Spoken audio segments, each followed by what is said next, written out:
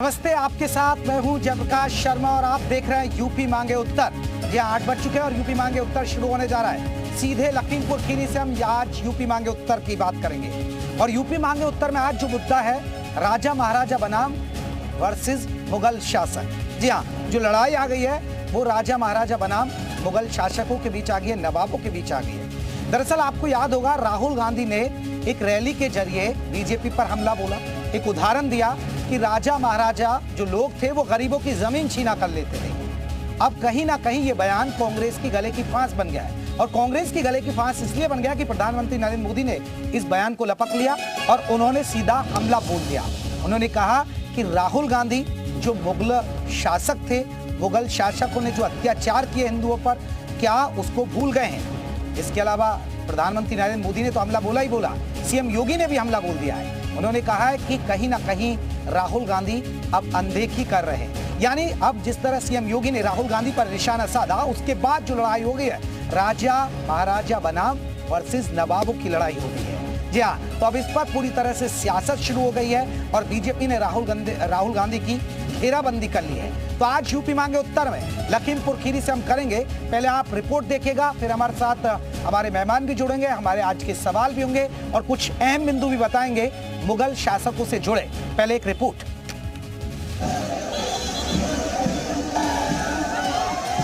राजाओं महाराजाओं का राज था, जो भी वो चाहते थे कर देते थे। किसी की जमीन चाहिए होती थी, उठा के ले जाते थे।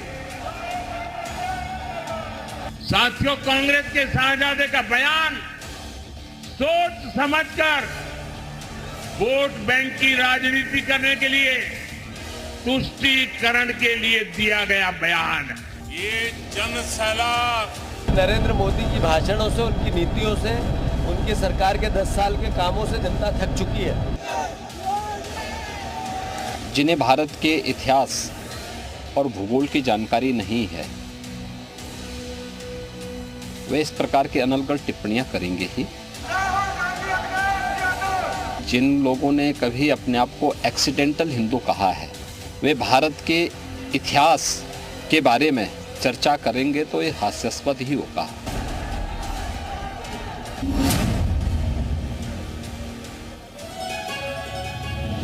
तो आपने देखा राहुल गांधी का बयान, बार पलटवार की राजनीति हो गई। प्रधानमंत्री नरेंद्र मोदी भी कूद गए और सीएम योगी भी कूद गए। अब सियासत हो रही है और ये लड़ाई हो रही है। आपने देख ही लिया होगा कि जो राजा महाराजा वर्सेस जो मुगल शासक हैं, जो नवाब हैं। लेकिन अब आपको कुछ एक अहम बिंदु दिखाते हैं। वो अहम बिंदु हम आपको दिखा रहे हैं जो मुगल शासकों के दौरान अत्याचार किए गए। पहला बिंदु है जजिया कर। उनके दौर में आपने जजिया कर पढ़ा भी होगा इतिहास के अंदर, जजिया कर लगाया गया। दूसरा बिंदु है हिंदू धर्म स्थलों को लूटा गया। जो लोग कहते हैं कि देखिए हिंदू धर्म स्थलों को लूटा गया, वहाँ उनको धर्म स्थलों को तोड़े गए, मस्जिद बना दी गई, ये मुगल शासकों के दौर में हुआ है। तीसरा हमारा बिंदु है बड़े मंदिरों का विध्वंस, यानी बड़े मंदिरों को भी तोड़ा गया मुगल शासकों के दौर में। हमारा चौथा बिंदु है शिक्षा केंद्रों पर हमला किया गया मुगल शासकों के दौरान। ये माना जाता है, इतिहास में बात कही गई है कि शिक्षा के मंदिरों पर भी हमला किया गया। इसके अलावा आपने देखा होगा खिलजी काल में जौहर का जो प्रचलन है, जौहर का प्रचलन बढ़ा, ये आपने देखा होगा। इसके अलावा धर्म परिवर्तन का दबाव बनाया गया, लाखों हिंदुओं का नरसंहार हुआ, हरम को बढ़ाया गया। ये हम आपको बता रहे हैं मुगल शासक के दौरान जो अत्याचार हुए राजा महाराजाओं पर या हिंदुओं पर। अब हमारे आज के जो महत्वपूर्ण सवाल हैं वो अब दर्शकों का आज के महत्वपूर्ण सवाल जिसके इर्द गिर्द आज हमारी चर्चा हो रही है और जो चर्चा होगी यही। पहला सवाल, राहुल को मुस्लिम शासकों के अत्याचार क्यों नहीं दिखाई देते हैं? जो मुस्लिम राजा थे, जो मुस्लिम शासक थे, उनके अत्याचार क्यों नहीं दिखाई देते राहुल गांधी को? एक बहुत महत्वपूर्ण सवाल है। और हमारा दूसरा महत्वपूर्ण सवाल है तुष्टीकरण के लिए राजाओं पर आक्रमण, क्योंकि तुष्टीकरण के लिए राजाओं पर क्या आक्रमण किया गया है, हमला किया गया, राजा महाराजाओं को जो टारगेट किया गया, क्योंकि ध्रुवीकरण की राजनीति जो चल रही है, एक विशेष वर्ग को लुभाने की राजनीति चल रही है। बीजेपी उधर हिंदू वर्ग को, तो कहीं ना कहीं कांग्रेस मुस्लिम वर्ग पर फोकस करी है। हमारा एक महत्वपूर्ण सवाल है चुनावी नफा के लिए राजा महाराजाओं पर हमला। क्या राहुल गांधी ने राजा महाराजाओं का नाम चुनावी मुनाफे के लिए लिया है, चुनावी फायदे के लिए लिया है, वोट बैंक के लिए लिया है? ये हमारा एक और अहम सवाल है। एक और अहम सवाल, चुनाव हिंदू वर्सेस एक्सीडेंटल हिंदू होने जा रहा है क्या? ये हमारा महत्वपूर्ण सवाल है। क्योंकि जिस तरह सीएम योगी ने कहा कि ये जो लोग एक्सीडेंटल हिंदू कहते थे वो क्या समझेंगे, राजा महाराजाओं पर किस तरह का अत्याचार हुआ है। हमारे साथ कई खास मेहमान जुड़ गए, जल्दी से मैं अपने मेहमानों को परिचय करा दूं। अनिला सिंह प्रवक्ता है बीजेपी की, अनिला जी बहुत बहुत स्वागत है। प्रदीप सिंह है प्रवक्ता है कांग्रेस के, प्रदीप जी आपका बहुत बहुत स्वागत है। महंत राजू दास है, हिंदू धर्म गुरु है, महंत राजू दास जी हिंदू धर्म गुरु हमारे साथ अयोध्या से जुड़ गए। राजू दास जी आपका बहुत बहुत स्वागत है। राजू दास जी पहले चर्चा की शुरुआत आपसे ही कर लेता हूँ। सर, राहुल गांधी का जो बयान आया, अब उस पर प्रधानमंत्री नरेंद्र मोदी का बयान, फिर सीएम योगी का बयान, अब ये जो लड़ाई हो गई है राजा महाराजा वर्सेस नवाबों के बीच की लड़ाई हो गई है राजनीति, आप कैसे देखते हैं एक हिंदू धर्मगुरु के तौर पर?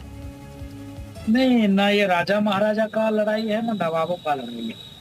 ये लड़ाई है कि सनातन को किसने कोरोना कहा, डेंगू कहा, मलेरिया कहा, टाइफाइड कहा, किसने कहा सनातन को मिटाना चाहिए, किसने कहा सनातन को खत्म कर देना चाहिए, किसने साधु संतों को बोको हराम, आईएसआई, तालिबान से जोड़ दिया, किसने भगवान राम को काल्पनिक रखा, किसने यह कहा कि अयोध्या राम मंदिर नहीं एक इवेंट है बीजेपी आरएसएस का विचार परिवार का। तो ये लड़ाई उसके बीच है, राजा महाराजा के बीच है। विषय है कि मैं पूछना चाहता हूं राहुल गांधी जी से, राहुल गांधी जी के लोगों से, कि एक तरफ तो आप कहते हो हिंदू हिंदुत्व में फर्क है, ये आपका कैसा हिंदू विचार है कि देश के 4 लाख मंदिरों को एक्वायर करके रखा है और मंदिर के विरोध में 26-27 आपने धाराएं बना रखी है। आप एक भी मदरसा, एक भी गिरजाघर को आपने एक्वायर करके नहीं रखा। इस पर कभी सवाल उठाए क्या? धर्म के आधार पर देश का बंटवारा हो जाना वो दुर्भाग्यपूर्ण था, लेकिन जब धर्म के आधार पर आपने देश का बंटवारा कर दिया, तब से हिंदुओं के साथ नाइंसाफी पहले मुसलमानों ने किया, अंग्रेजों ने किया, जो बचा कुचा था कांग्रेस ने कर डाला। तो यह जब आज मैं आभार व्यक्त करता हूं मोदी जी का, आभार व्यक्त करता हूं उत्तर प्रदेश के यशस्वी मुख्यमंत्री योगी आदित्यनाथ जी का, कम से कम सनातन संस्कृति, हिंदुत्व पे चर्चा चिंतन तो किया कम से कम। आप तो उस पे जा ही नहीं रहे। चलिए राजू दास जी मैं लौटूंगा, राजू दास जी मैं लौटूंगा। प्रदीप सिंह है हमारे साथ कांग्रेस के प्रवक्ता, राजू दास जी वो हैं, उनसे ही जवाब ले लेता हूँ। राजू दास जी उनसे ही जवाब ले लेता हूँ। प्रदीप जी आपने सुना, राजू दास जी को भी सुन लिया, लेकिन ये लड़ाई हो रही है अब सर राजा महाराजा वर्सेस नवाबों की, मुगल शासकों के बीच की, कैसे देख रहे हैं? क्या आपको राजा महाराजाओं से चिढ़ है? नहीं, ये लड़ाई उस सोच की है जो आप यहाँ के आम नागरिकों का पैसा हड़प कर ब्रिटेन की महारानी को दे देने वाली उस सोच की है। यहाँ की जहाँ राजा महाराजा चाहे हिंदू रहे हो चाहे मुसलमान रहे हो, ब्रिटिश शासन में उन गरीब लोगों से कर वसूलते थे, ब्रिटेन की महारानी को दिया करते थे। इसीलिए बात जब कांग्रेस आई तो हमारे नेता महात्मा गांधी ने नीलहर किसानों के लिए एक बड़ा आंदोलन चलाया। जब हमारी सरकार आई तो हमने जमींदारी उन्मूलन चलाया, हमने बैंकों का राष्ट्रीयकरण किया, जिससे आम आदमी की पहुंच में इस देश के बैंक आए। जमींदारी उन्मूलन के माध्यम से, पट्टे के माध्यम से यहाँ के गरीब और शोषित लोगों को उनको खेती करने का हक मिला, उनके आय का साधन मिला।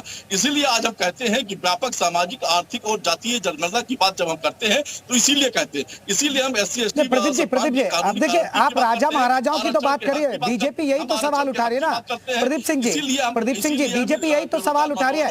आप राजा महाराजाओं की तो बात कर रहे हैं, लेकिन मुगल शासकों के दौर पर जो अत्याचार हुए उनका जिक्र क्यों नहीं कर रहे?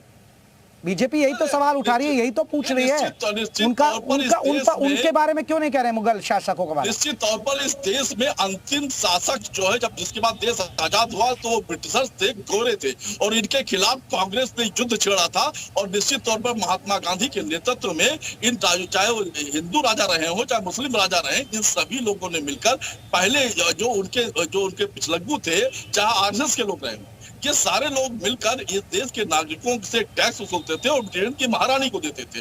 निश्चित तौर पर इसके खिलाफ हमने एक लंबा आंदोलन चलाया। जब हमारी सरकार आती है तो हमने बैंकों का राष्ट्रीयकरण करके देश के आम नागरिकों के बीच में बैंक की पहुंच बनाई। चलिए प्रदीप जी, आप मुगल शासकों पर बात नहीं कर रहे हैं, एक बार भी नहीं बोल रहे आप। चलिए अनिला जी से एक रिएक्शन। अरे चलिए सर, एक रिएक्शन। प्रदीप जी रुकिएगा, अनिला जी भी बीजेपी की तरफ से जुड़े हैं। अनिला जी कैसे देखते हैं राहुल गांधी का बयान, फिर आप लोग हमलावर हो रहे हैं, क्या मैडम ये जो लड़ाई हो रही है चुनाव हिंदू और एक्सीडेंटल हिंदू की लड़ाई करना चाह रही है क्या बीजेपी?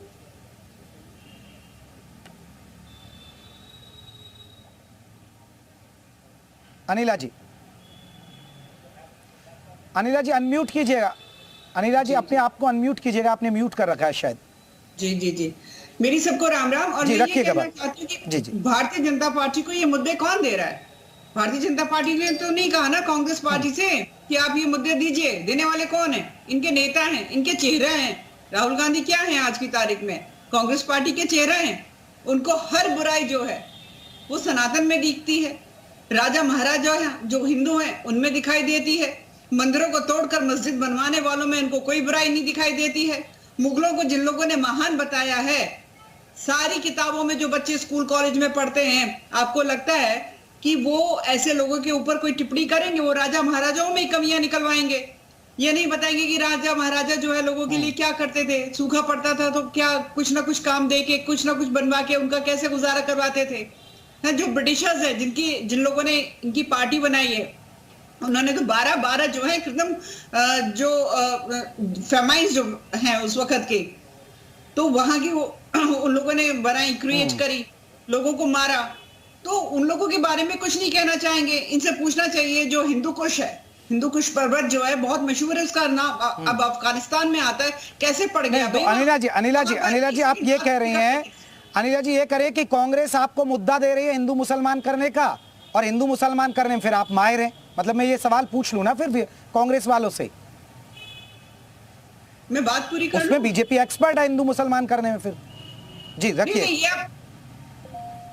एक सेकंड, आप ये कैसे कह रहे हैं कि बीजेपी एक्सपर्ट है हिंदू मुसलमान करने के लिए? मुझे आपत्ति है आपके इस स्टेटमेंट पर। नहीं, आपने ही तो कहा। भारतीय जनता पार्टी नहीं, आपने अनिला जी खुद कहा कि हमें मुद्दा ये दे रहे हैं। अनिला जी आप ये कह रहे हैं कि हमें ये मुद्दा दे रहे हैं, तो मुद्दा आप बना रहे हैं फिर उसे। मुसलमान नहीं करते हैं। 80% आबादी आज की तारीख में, जो कि 98% थी 1947 में, अब 80% पे आ गई है। उनके बारे में अगर कुछ भी बोला जाएगा तो हम हिंदू मुसलमान करते हैं। हाँ, वो मुगलों को महान बताएं तो वो धर्मनिरपेक्ष हो गए हैं। भारतीय जनता पार्टी अगर हिंदू के विषय में कुछ भी कहती है तो हम जो है सांप्रदायिक हो जाते हैं। हम बात ये करते हैं कि प्लेसेस ऑफ वर्शिप एक्ट 1991 गलत है, मंदिरों पे हमारा अधिकार है, तो हम सांप्रदायिक हो जाते हैं अगर कोई भी जेन्युइन बात अगर हम कर रहे होते हैं। पर जिन लोगों ने मंदिर तोड़ के मस्जिद बनाई, भैया वो सांप्रदायिक नहीं है, वो बहुत महान लोग हैं जी। हाँ, इन लोगों से पूछना चाहिए कि जिस प्रकार से चाहे वो अकबर, जिसको तो बिल्कुल उसकी रोमांटिक पिक्चरें बनाई गई हैं, शाहजहां, जहांगीर, ऐसा दिखाया गया है इनके दौर में, ऐसी पिक्चर्स भी बनाई गई हैं कि उनसे बराबर महान लोग कोई नहीं है। मोहब्बत के सितारे थे, जौहर नहीं दिखाई देता इन लोगों को। ठीक है, मैं जवाब ले। प्रदीप सिंह जी आप मुद्दा देते हैं इनको, आप इनको मुद्दा देते हैं और ये फिर हमलावर हो जाते हैं। और फिर ये पूछा जा रहा कि हिंदुओं की बात क्यों ना करे बीजेपी। अनिला जी ये पूछ रही हैं आपसे, क्यों ना बात करे वो? निश्चित तौर पर आप देखिए, रवन्ना जिसने हिंदू बेटियों के शोषण करते हुए 250 वीडियो वायरल किए और भारतीय जनता पार्टी उसके साथ खड़ी नजर आती है, तो ये तुष्टीकरण नहीं है और क्या है? अब बताइए, अब जिस तरीके से ब्रजभूषण शरण सिंह जैसे लोगों ने, जो हिंदू जाट बेटी थी और उसके साथ यौन शोषण हो रहा है, वो जो आपत्ति करती है, और ये पूरी की पूरी पार्टी ब्रजभूषण शरण सिंह जी के साथ। सर प्रदीप जी, आप मुगल शासकों की बात क्यों नहीं कर रहे एक बार भी? नहीं, आप फिर वही हिंदू राजाओं पर आप आक्रमण कर रहे हैं के साथ जो शोषण करते हैं, जो पूरी की पूरी पार्टी चिन्मयानंद के साथ खड़ी होती है। और इनके एक नेता ने तो यहाँ तक कह दिया कि ठाकुरों ने, क्षत्रियों ने अपनी बेटियों को मुगलों को दे दिया। उसके बावजूद ये पूरी की पूरी पार्टी उन नेता के साथ खड़ी नजर आई। तो किस तरह की मानसिकता के लोग हैं ये? माफी कर व्यक्ति के वैचारिक नस्लें हैं, तो इस तरह की बातें। प्रदीप जी एक बार भी आपने मुगल शासकों पर नहीं बोला, तो मान लिया जाए आप मुगल शासकों के हितैषी हैं, आप मान लिया जाए उनके समर्थन में खड़े हैं आप, क्योंकि आपको मुस्लिम वोट चाहिए।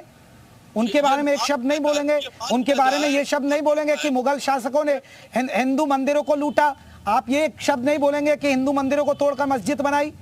एक भी बार नहीं बोलेंगे क्या कांग्रेस की तरफ से आप? मान लिया जाए कि ये कांग्रेस पार्टी इस देश के अंतिम व्यक्ति के साथ खड़ी है जिसके पास जल जंगल जमीन नहीं है, उसको कानूनी हक दिलाने के लिए खड़ी है। SC ST को उसका कानूनी गारंटी, उसके प्लान को कानूनी गारंटी दिलाने के लिए खड़ी है, आरक्षण का हक दिलाने के लिए खड़ी है, और हम आर्थिक आधार पर, सामाजिक आधार पर और जातीय जनगणना कराने के। चलिए मैं लौट रहा हूँ। राजू दास जी हमारे साथ हिंदू धर्मगुरु जुड़े हैं अयोध्या से। राजू दास जी, आपने सुना, बीजेपी को भी सुन लिया, कांग्रेस को भी सुन लिया। ये आपको लग रहा है कि चुनाव जो है वो विकास के मुद्दे की बजाय वो हिंदू मुसलमान पर ही होगा? ये अब आगे आगे जैसे जैसे फेज बढ़ रहा है वो हिंदू मुसलमान पर होगा, और मुस्लिमों के मुद्दे को कहीं ना कहीं वो रख भी रही है, कांग्रेस रख रही है। नहीं, मैं निवेदन पूर्वक कहना चाहूंगा बीजेपी के भी प्रवक्ता को और कांग्रेस के भी प्रवक्ता को, शुद्ध रूप से कांग्रेस बीजेपी को मौका दे रही हिंदू और मुसलमान करने के लिए। बीजेपी वाकई में सनातन की बात करती है, सनातन संस्कृति की बात करती है, हिंदू की बात करती है, हिंदुत्व की बात करती है, और वाकई में कांग्रेस सिर्फ एक कौम, एक मजहब, एक संप्रदाय की बात करती है। उनके लिए मुसलमान ही देश का प्रथम संसाधन के हकदार है। उनके लिए टोपी पहनकर नवाज अदा करना सेकुलरिज्म है। किसी मंदिर में जाने के लिए अगर उनको निमंत्रण मिलता है तो वो बीजेपी, RSS और संघ का कार्यक्रम हो जाता है। उनके लिए औरंगजेब एक राष्ट्रभक्त है, अकबर एक राष्ट्रभक्त है, और वीर शिवाजी, महाराणा प्रताप देश के आतंकवादी है कांग्रेस के लिए। तो भाई वाकई में जिस प्रकार से कांग्रेस बीजेपी को बार बार मौका दे रही है, इस बार भी बीजेपी हिंदू मुसलमान के चक्कर में पड़कर और देश के तमाम विषय है उस विषय से भटक कर और बीजेपी को पुनः पूर्ण बहुमत की सरकार बनाने वाला एकलौता राहुल गांधी विपक्ष के नेता होंगे जो पूर्णतः मोदी जी को प्रधानमंत्री बना देंगे। क्योंकि लगातार ऐसे शब्दों का प्रयोग करना जिससे सनातनी आहत होते हैं, हिंदू ने जनमानस इतना आहत होता है उनके विचार से, उनके भाव से, उनके वक्तव्य से, कि एक टीस होती है, मन में पीड़ा होता है कि वह गजब बात करते हो भाई। जब यह देश फ्रीडम ऑफ स्पीच का मतलब सिर्फ सनातन को गाली देना नहीं होता है, ये कह देना कि मंदिर नौजवान लड़की छेड़ने जाता है, ये कहां तक न्याय उचित है। यह कह देना कि मंदिरों की चढ़ावा शुद्ध रूप से पंडे पुजारी उपभोग करते हैं। मैं इनसे पूछना चाहता हूँ, 4000 मंदिर देश के इन्होंने एक्वायर करके रखा है, कभी इन्होंने चर्चा किया, चिंता किया, चिंतन किया कि उसकी भी मुक्ति होना चाहिए? राजूदास जी मैं पूछूंगा, मैं अनिला जी मैं आ रहा हूँ राजूदास जी आऊंगा। अनिला जी, एक बहुत महत्वपूर्ण बात है, देखिए इस देश में मुद्दा होना चाहिए विकास का, लेकिन ये लड़ाई हिंदू मुसलमान पर आ रही है। क्या आपको लग रहा है कि खासकर जो मुस्लिमों के हित में बात कर रहे हैं या कोई बातें ऐसी निकल कर आ रही है, आप कह रहे हैं कि मुद्दा ये दे रहे हैं हम हिंदू मुसलमान नहीं करें, तो इसके पीछे की कांग्रेस की मंशा क्या समझ में आती है आपको अनिला जी? देखिए, इनकी मंशा तो हमें 1947 से पहले से ही समझ में आ रही है ना। अब इनका इतिहास उठाकर भी देख लेंगे 1947 से पहले का भी। हाँ, टर्की में खलीफत मूवमेंट होता है और यहाँ पर उसके सपोर्ट में कांग्रेस पार्टी खड़ी हुई नजर आती है। क्यों भाई, किस लिए? हाँ, यहाँ पे सरों के चट्टे लगा देते थे इस्लामिक जो यहाँ पे आतंकवादी जो यहाँ पे राज करते थे। औरंगजेब हर सुबह जो है जनेऊ तोलता था अपने वजन के अनुसार, यानी इतने ब्राह्मणों के सर कटे हैं जिन्होंने इस्लाम धर्म को नहीं अपनाया है। ऐसे लोगों की ये वकालत करते हैं। हमारे देश में मैं आपको बताऊं, आम मुसलमान को डराने वाला कि अरे भारतीय जनता पार्टी, अरे अरे योगी महाराज, अरे अरे अरे मोदी जी, तुम लोग कहीं के नहीं बचोगे। आज कोई भी योजना उठाकर देख लीजिए, सबसे बड़े बेनिफिशियरी कौन है? सबसे बड़े बेनिफिशियरी अगर मुसलमान नहीं है तो मेरा नाम बदल दीजिए आप। कोई किसी प्रकार का भेदभाव हो रहा है क्या? ये वही पार्टी है ना जिनके बड़े चेहरा सलमान खुर्शीद, इन्होंने अपनी किताब लिखी थी और इन्होंने कहा था कि जब सिखों का कत्लेआम हो रहा था, इन्हीं की पार्टी वालों ने कराया था सिखों का कत्लेआम 1984 जब इंदिरा गांधी की हत्या हो गई थी। क्योंकि जब 1947 में विभाजन हुआ था तो सिखों ने मुसलमानों को मारा था, काटा था, इसलिए आज ये कट रहे हैं तो बहुत अच्छी बात है। ये इनके नेता ने कहा था। हाँ, ये RSS की तुलना जो है ISIS से करते हैं। इन लोगों को शर्म नहीं आती है? आप लोग राजनीति के लिए कितना ज्यादा गिर जाएंगे। ये पहला उदाहरण है पूरे विश्व में ऐसा राष्ट्र जहां पे मेजॉरिटी पॉपुलेशन हिंदू है, उसको लगातार दबाया गया। मैं जवाब ले लूं। प्रदीप जी जवाब देंगे। राजू दास जी ने सवाल उठाया, अनिला जी ने सवाल उठाया आपकी मंशा पर, क्या आप डरा रहे हैं? कभी कहते हैं क्या ये आएंगे तो आरक्षण खत्म हो जाएगा, कभी मुसलमानों के हित की बात करते हैं, आप डरा रहे हैं? देखिए, राजू दास जी एक धर्मगुरु हैं, उनका हृदय से सम्मान करते हैं। बात करते हैं भारतीय जनता पार्टी के प्रवक्ता और भारतीय जनता पार्टी की। ये बात करेंगे बहादुर शाह जफर की मजार पर चद्दर चढ़ाने वाले लोग, जिन्ना की मजार पर चद्दर चढ़ाने वाले लोग, आज जब हम बात करते हैं कि सामाजिक न्याय की बात करते हैं, आर्थिक और जातीय जनगणना की बात करते हैं, तो उनके पेट में दर्द होने लगता है। जब आरक्षण के हक की बात करते हैं तो उनके पेट में दर्द होने लगता है। जब हम 30 लाख नौकरियां देने का वादा करते हैं तो ये हिंदू मुस्लिम पर करने लगते हैं। ये देश समझ चुका है कि आपने 20 करोड़ लोगों को रोजगार देने की बात करके 12 करोड़ लोगों से नौकरियां छीनी है। ये आपकी गारंटी है। आपने किसानों का की आय दुगनी करने की बात करके उनकी आय 27 रुपए प्रतिदिन कर दी है और कर्जा 74,000 रुपए कर दिया है। ये आपकी गारंटी है। जवाब जनता इस पर मांग रही है। महिला सुरक्षा की बात करते करते आप चिन्मयानंद के पीछे खड़े नजर आते हैं, कुलदीप सेंगर के पीछे खड़े नजर आते हैं, कहीं ब्रजभूषण शरण सिंह जी के पीछे खड़े नजर आते हैं। तो ये आपकी महिला सुरक्षा है। तो निश्चित तौर पर जब देश का किसान अपना हक मांगता है तो आपका गुंडा गृह राज्य मंत्री उनके सीने पर गाड़ी चढ़ा देता है, और जब इससे भी आपका मन नहीं बढ़ता तो उन्हें आप अराजक, आतंकवादी और देशद्रोही करने लगते हैं। तो ये आपकी सोच है, और इस सोच को देश की नौजवानों ने समझ लिया, महिलाओं ने समझ लिया, देश के किसानों ने समझ लिया। देश पूछ रहा है कि गिनती कब कराओगे, आरक्षण का हक देने की बात कब करोगे, SC ST पर बात कब करोगे, जंगल जमीन का कानूनी हक की बात कौन करता है, अपनी धरती अपना राज की बात कौन करता है? ये कांग्रेस पार्टी करती है, राहुल गांधी। यही है सर, ये नजर आ रहा है सर, यही नजर आ रहा है चुनाव में। अब वो कह रहे हैं आप बीजेपी पर आप आरोप लगाते हैं कि वो हिंदू मुसलमान कर रहा है, लेकिन मुद्दे आपके राहुल गांधी दे देते हैं, बयान ऐसा दे देते हैं, फिर ये हिंदू मुसलमान करने लगते हैं जो अनिला जी कह रही है। लेकिन ये लड़ाई अब देखी जा रही है।